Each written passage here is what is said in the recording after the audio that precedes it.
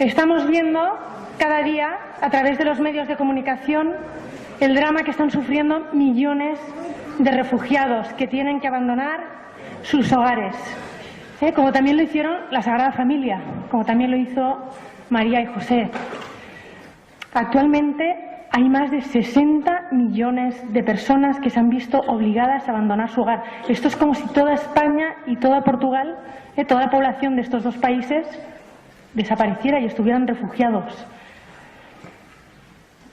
Más del 50% de estos 60 millones son niños. Y los refugiados sirios están tristemente en los primeros puestos. De Siria es de donde viene la hermana Guadalupe. Un país que se desangra hace ya más de 4 años. Más de 150.000 muertos, 7.000 de los cuales han sido niños asesinados. De los 23 millones de habitantes que tenía Siria, 12 millones son de desplazados internos que han visto destrozados su hogar y 4 millones están de refugiados en países limítrofes. Ciudades enteras literalmente arrasadas, sin ninguna vivienda en pie, sin ningún edificio en pie, hechas polvo. Cristianos cruelmente asesinados. La hermana Guadalupe tuvo la posibilidad de abandonar Siria cuando comenzó la guerra, pero decidió quedarse. De hecho, les preguntó a sus padres, ¿me puedo quedar? Y le dijeron, pero para eso te has hecho misionera, para quedarte con los que más sufren. Yo tuve la oportunidad de conocer a sus padres, y si los conocieran ustedes, entenderían por qué la hermana Guadalupe es como es. Demos, por favor, la bienvenida a la hermana Guadalupe.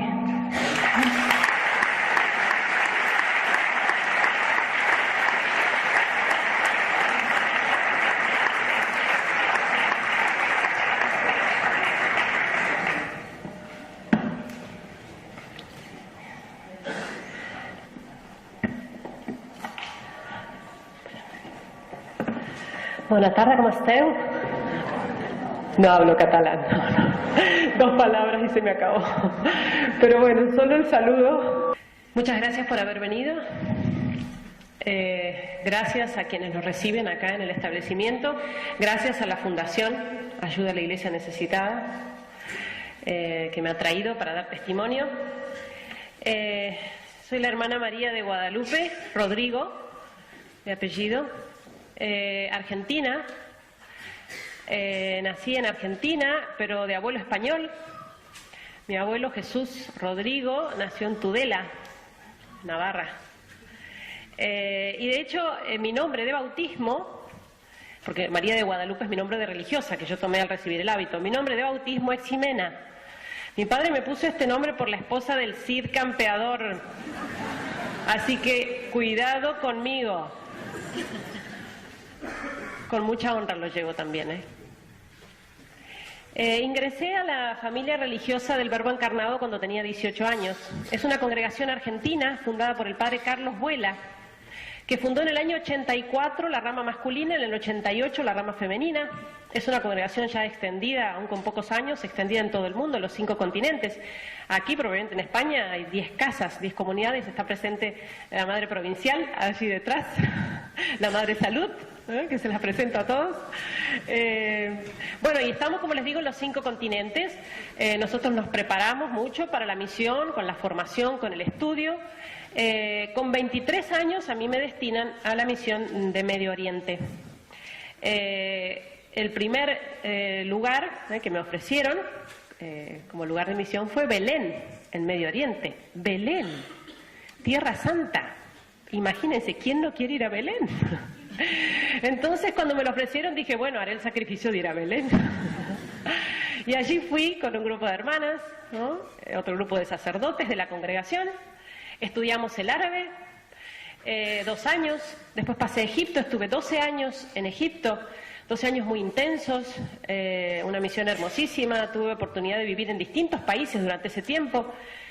En Túnez, en Jordania, en Irak, visitar Irak, Siria, es decir, todos los lugares donde teníamos comunidades, porque además tuve cargo como regional, como provincial, de manera que pude vivir estas experiencias que realmente en Medio Oriente son diversas, ¿no? Aun cuando la situación en general, uno puede decir para el cristiano, aun cuando es nuestra tierra, ¿no?, es muy difícil, ¿no?, porque el cristiano sufre persecución y discriminación en todos estos países, hay diferencias, ¿no?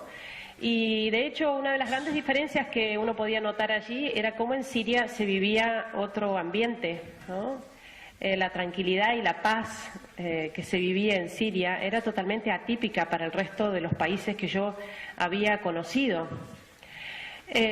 Con decirles que después de esos 12 años que yo pasé de misión en Egipto, estaba realmente cansada, agotada e incluso con mi salud un poco resentida, y es cuando mis superiores me ofrecen buscar un lugar tranquilo para descansar y yo pido ir a Siria. Lo pedí solita, no le puedo echar la culpa a nadie. Y fui a Siria, y lo cuento esto a propósito para que se note lo que era este país, ¿no? Hasta que empezó la guerra. Y yo creo que uno de los años de misión, yo llevo 18 años como misionera en Medio Oriente, uno podría contar muchas cosas, ¿no? Uno vive muchas experiencias y muy duras. Pero realmente lo de la guerra y la persecución no tiene comparación con nada. No creo que haya un dolor más atroz para un pueblo como lo que está viviendo Siria desde hace más de 4 años. Siria, un país que era tan próspero económicamente, un país que realmente no... la gente vivía muy bien y lo último que se esperaba era una guerra, y aun cuando ya veíamos lo que venía pasando en el mundo árabe con la mal llamada primavera árabe, ¿no?, en Siria esto de ninguna manera se esperaba. Y sin embargo llegó también. Los primeros disturbios fueron en el 2011. Yo llevaba poquitos meses ahí de descanso en Siria, cuando empiezan los primeros disturbios, que fueron en el sur del país, ¿no? Fueron estos levantamientos que, aun cuando eran difundidos por la prensa como manifestaciones pacíficas del pueblo sirio, buscando democracia, ¿no?, que eso es lo que se vendió, lo que se vende Occidente con esta primavera árabe, como se la llama. Sin embargo, esto no coincidía con la realidad que veíamos y que constatábamos día a día en estas manifestaciones, que ya eran actos terroristas y ya eran persecución abierta a los cristianos. De hecho, desde los primeros disturbios había extranjeros, árabes extranjeros, provocando estos disturbios, uniéndose, ¿no?, alimentando a estos grupos opositores al régimen, que eran grupos minoritarios, ¿no?, y ya con persecución abierta a los cristianos, como digo, ¿no? Y eran noticias de todos los días, cristianos descuartizados en bolsas de basura, en el contenedor, en la calle, con un cartel: no tocar, es cristiano. O nuestras estudiantes, tenemos una pensión para estudiantes universitarias, que contaban que en la universidad ya habían ahogado en el lavabo del baño a varias estudiantes por ser cristianas, ¿no? Así comenzó esto en Siria. Cuando se producen estos primeros disturbios, la gente realmente se asusta y intenta manifestarse, sale a la calle, tanto en Damasco como en Alepo. Damasco, la capital del país; Alepo, la segunda ciudad, pero prácticamente más importante que la capital por su movimiento económico. Sale la gente, de miles de personas a la calle, para mostrar su apoyo al presidente. Fíjense, una cosa extraña y difícil de entender, ¿no?, porque ellos viven bajo dictadura. Pero sin embargo son años viviendo así, es el modo de gobierno que les ha funcionado, y quizás a nuestro modo occidental es difícil de entender, e incluso nos equivocamos al juzgarlos con nuestros criterios occidentales y pensar que la democracia puede funcionar para todo el mundo, ¿no? Estos pueblos se han manejado así, hasta el momento estaban muy bien, y ciertamente no es que estaban añorando, ¿no?, los sirios, por ejemplo en Alepo, ¿no?, envidiando las democracias o pseudo-democracias occidentales, para nada, vivían realmente muy bien. Y en ese sentido, por eso se manifestaron, para mostrar que ellos preferían seguir como estaban antes de terminar en manos del fundamentalismo islámico, que ya lo veían venir. Es decir, para ellos es como elegir el mal menor. Cuando se producen estas manifestaciones, las caravanas de gente, de miles de personas en la calle, lo que veíamos por las ventanas del obispado donde estamos, donde vivimos, lo veíamos también por televisión. Y las mismas imágenes eran comentadas de esta manera: continúan las manifestaciones pacíficas del pueblo sirio, que sale a la calle pidiéndole a su presidente que se vaya. Es decir, lo contrario de lo que estaban intentando expresar. Y ciertamente es uno de los grandes dolores de este pueblo, ¿no? Un gran sufrimiento, a la par de la guerra y la persecución que están viviendo, es esta gran mentira montada alrededor de esta guerra, ¿no? Es el abandono de Occidente, es el silencio cómplice de Occidente, como lo llama el Papa Francisco. Porque en realidad esta guerra en Siria tiene poco y nada de guerra civil, y en realidad fue algo armado y programado desde afuera con fines económicos, incluso hasta manipulando a estos grupos fundamentalistas, ¿no? Que aun cuando buscan acabar con los infieles, es decir, con los cristianos, ¿no? Y derribar el gobierno, en definitiva, en el fondo, lo que se persiguen son fines económicos y nadie en realidad está pensando en el pueblo. Cuando los disturbios se van multiplicando en los pueblos, en las ciudades, vemos que se van acercando a la ciudad de Alepo. Alepo, una ciudad de 5 millones de habitantes, muy próspera, una ciudad muy pintoresca y famosa además en el mundo árabe, una ciudad milenaria, pero famosa en el mundo árabe por sus grandes fiestas, eventos sociales, sus grandes comidas, ¿no? Una ciudad muy occidentalizada, una ciudad muy bonita que de un día para el otro, con la llegada de los terroristas y de los grupos armados a la periferia de la ciudad, queda en este estado, ¿no? Sobre todo en los barrios tomados por ellos. Cuando empieza ya propiamente esta guerra en Siria, nuestros superiores nos preguntan si queremos seguir allí. Nosotros no estamos obligados como misioneros a permanecer en un lugar así de riesgo. Si queríamos permanecer, teníamos que expresar nuestras razones y tener el apoyo de nuestras familias. Cada uno de nosotros lo pensó, tanto las hermanas como los padres, y queríamos quedarnos. Yo recuerdo que hablé con mi familia y le dije a mis padres, bueno, ellos sabían cómo estaba la situación, veían las noticias, les dije, me quiero quedar. Mi padre me dijo, y lo que pasa es que has estado con esta gente hasta ahora y los vas a abandonar cuando más te necesitan. Vos tenés que estar ahí. Así eso significa dar la vida, sos misionera. Y me dijo también esto, además, no pretendo de ninguna manera competir con Dios. Él te cuida allá mejor de lo que yo te puedo cuidar acá, ¿no?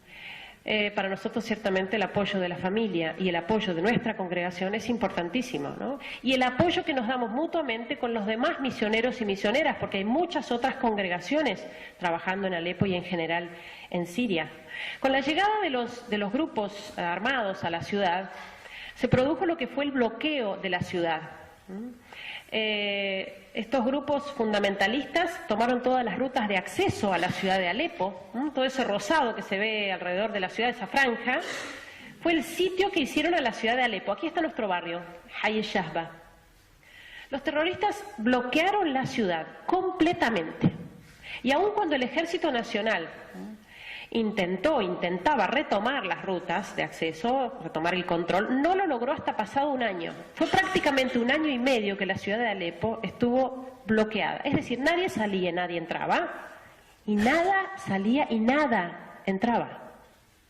Imagínense una ciudad de 5 millones de habitantes sin insumos durante más de 1 año. Se acabó el combustible, ¿no? Ya no veíamos vehículos por la calle.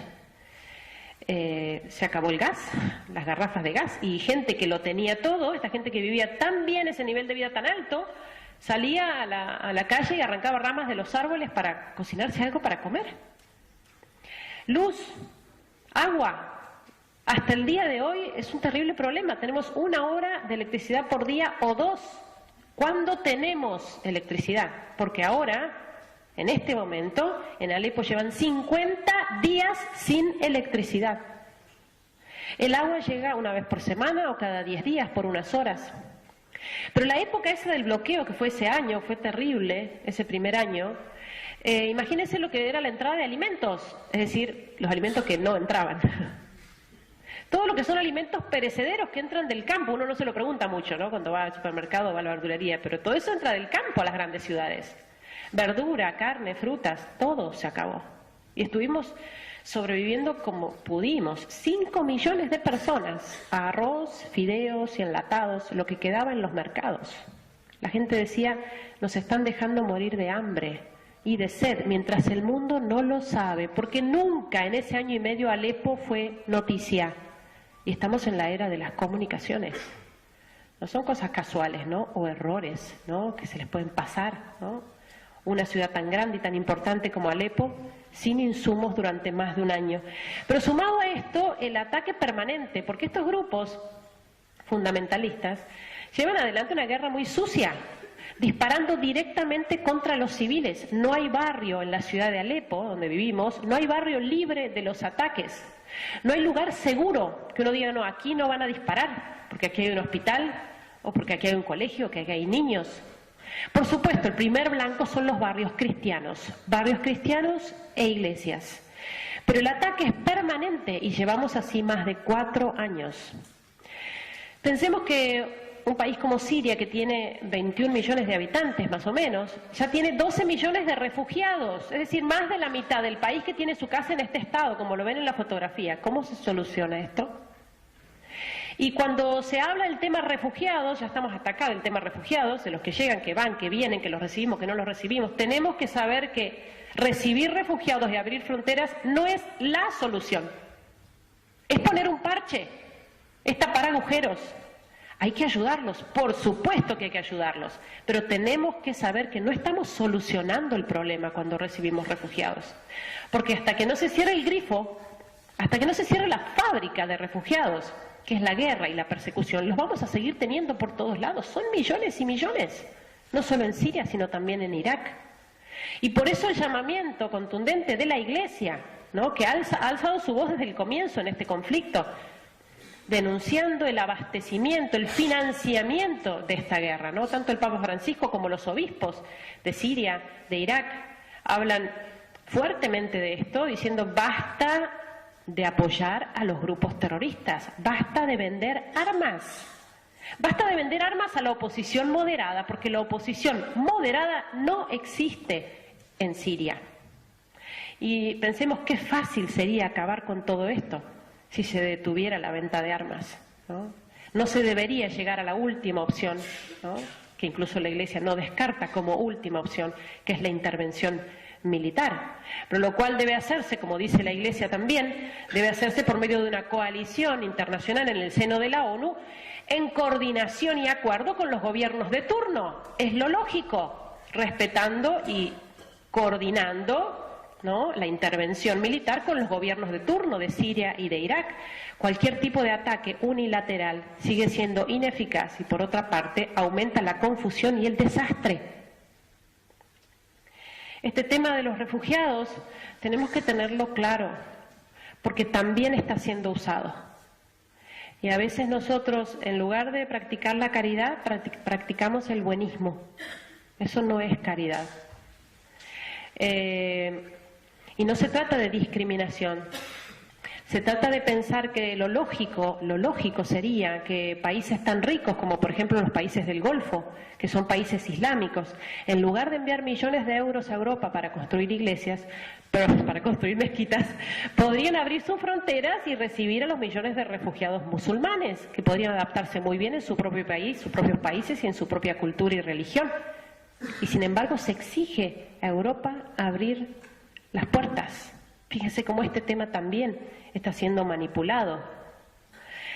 La ciudad de Alepo vive en ataque permanente, ¿no? Andar en la ciudad es siempre un riesgo, de día y de noche. Yo recuerdo las primeras semanas estuvimos encerrados, pero claro, uno no puede vivir encerrado meses y años.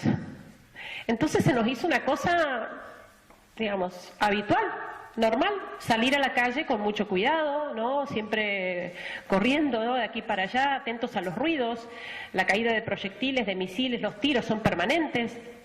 Francotiradores en la ciudad, ya sabemos qué calles están alcanzadas por francotiradores, en esos lugares uno tiene que correr mucho. Es la vida cotidiana de esta gente, sobre todo en barrios cristianos. Miren esto, caída de proyectiles, ¿no?, que son tan frecuentes que la gente habla de ellos como de la lluvia, utilizan el mismo término, betmatar, se dice en árabe. ¿Cuántos llovieron este fin de semana en tu barrio?, se preguntan. Una naturalidad. Ah, llovieron 50. Por la frecuencia de la caída de estos proyectiles, que no solo hacen daño con la explosión en sí misma, que tampoco es tanta. Por ejemplo, una habitación se puede llevar un proyectil, pero el problema es la onda expansiva, ¿no?, de las esquirlas que se reparten, se expanden cientos de metros y durante varios minutos.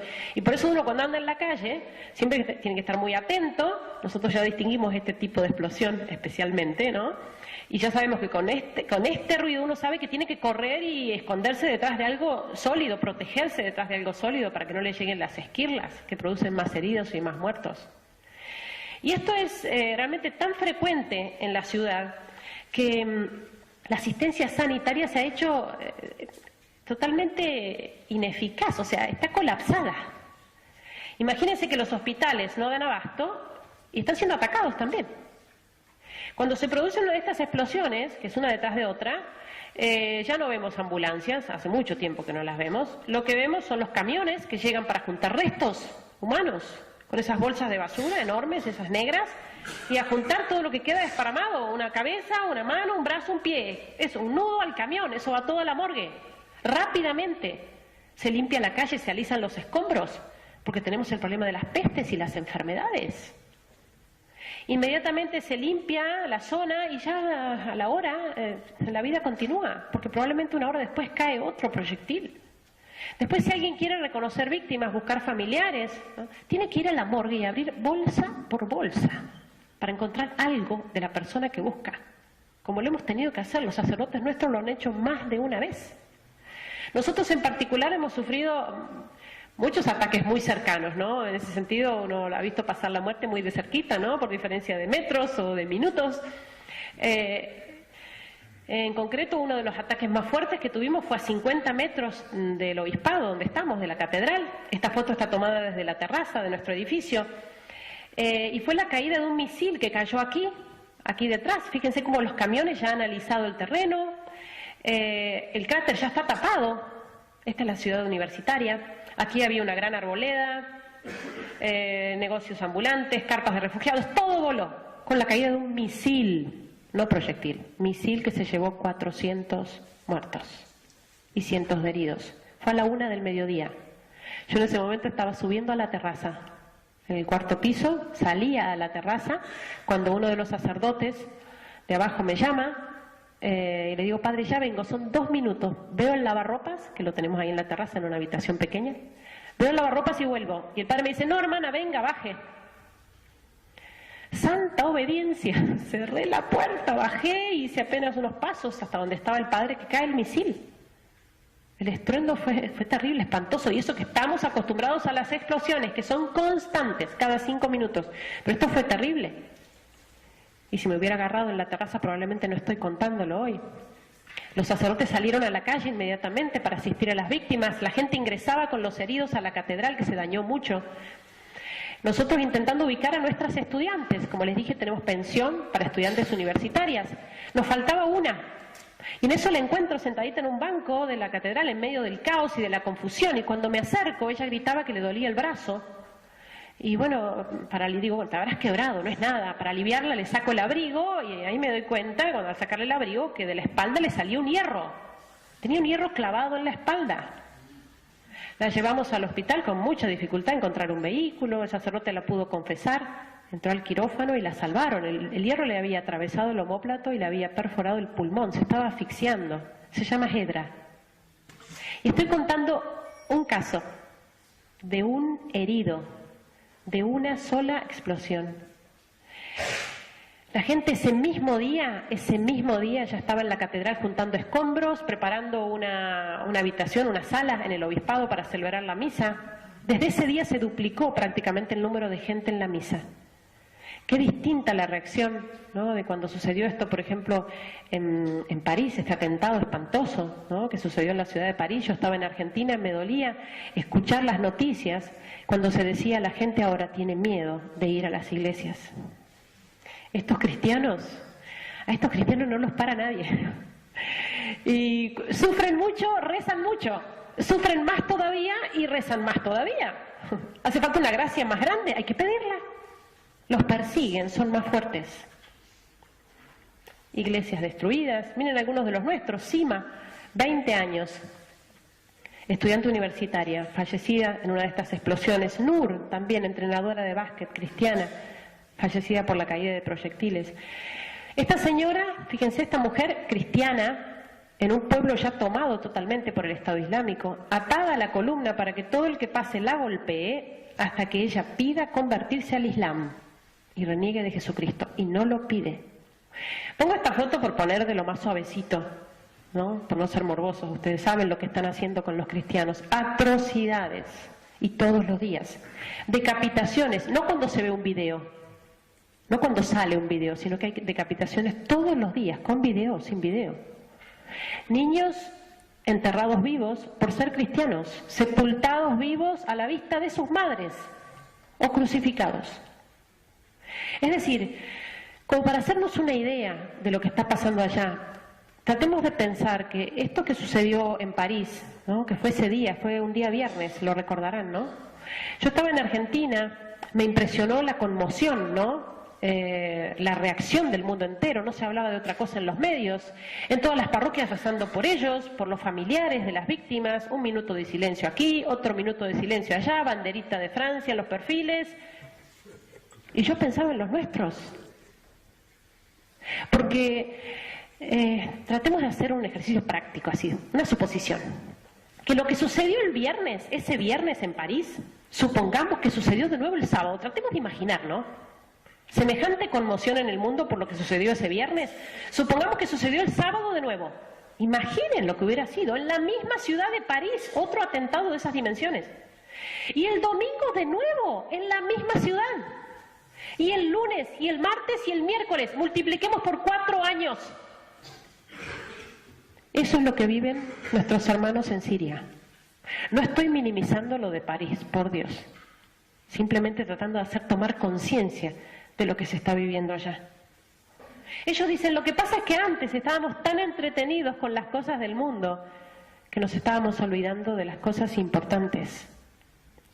Uno los ve disfrutar incluso de la vida cotidiana, de las pequeñas cosas de la vida cotidiana, con una alegría que no tenían antes. Cuando llega la electricidad, imagínense, ahora llevan 50 días, no les explico la felicidad cuando a nosotros nos llega la electricidad, porque llega sin aviso. Imagínense semanas en que una ciudad como Alepo, de 5 millones de habitantes, está a oscuras, sobre todo cuando llega de noche, es muy emocionante, y llega la luz, se enciende la ciudad a una, y se escucha la ovación. A uno le parece estar en la cancha, ¿no?, en el estadio. Es impresionante, y durante varios minutos la gente festejando, saludándose, todos nos saludamos, porque llegó la electricidad por 2 horas. ¿A quién se le ocurre festejar que llegó la luz por 2 horas? Yo tengo 42 años, nunca se me había ocurrido, hasta que viví en la guerra, llegar y encender la luz y decir, oh señor, gracias, tengo electricidad. Me decía, ¿esta qué le pasó?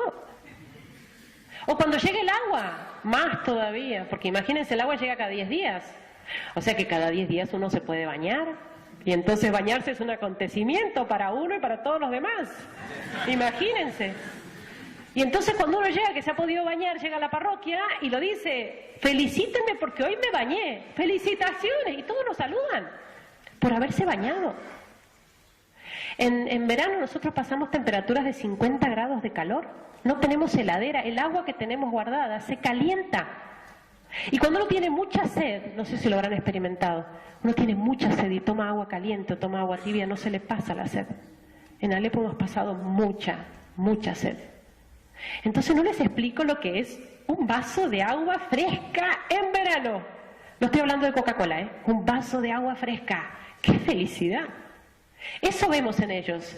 Disfrute. En segundo lugar, difundir lo que está pasando. Es una vergüenza que el mundo permanezca indiferente cuando se está dando semejante genocidio de nuestros hermanos cristianos que mueren. Un cristiano cada 5 minutos está siendo asesinado. Tenemos 2 páginas de Facebook, SOS Cristianos en Siria y la otra Amigos de Irak, donde pretendemos justamente informar sobre lo que está pasando, sobre los cristianos perseguidos. En tercer lugar, orar, difundir, colaborar, ayudar con algo que me duela realmente, no de lo que me sobre, ¿eh? Algo que me duela, que me pueda privar de algo para ayudarlos. En este sentido, la campaña que está llevando adelante la Fundación Ahora me parece importantísima, porque son quienes están allá, quienes quedan allá y intentan resistir, los que necesitan nuestra ayuda. Fíjense en este signo, es la letra Nun. Es la primera letra, es una letra árabe, la primera letra de la palabra nazareno, Nasrani. Este es el nombre con que son llamados los cristianos, ¿no? En el Corán están llamados así, los nazarenos, ¿no? Por Jesús de Nazaret. Es la forma en que estos fundamentalistas distinguen a los cristianos y de hecho con esta letra identifican las casas de los cristianos, marcan las casas con esta letra, la letra Nun, para identificar las casas en las que hay que entrar asesinando. Y por eso se ha hecho un poco el signo de los cristianos perseguidos. Ellos necesitan de nosotros, pero nosotros necesitamos mucho de ellos.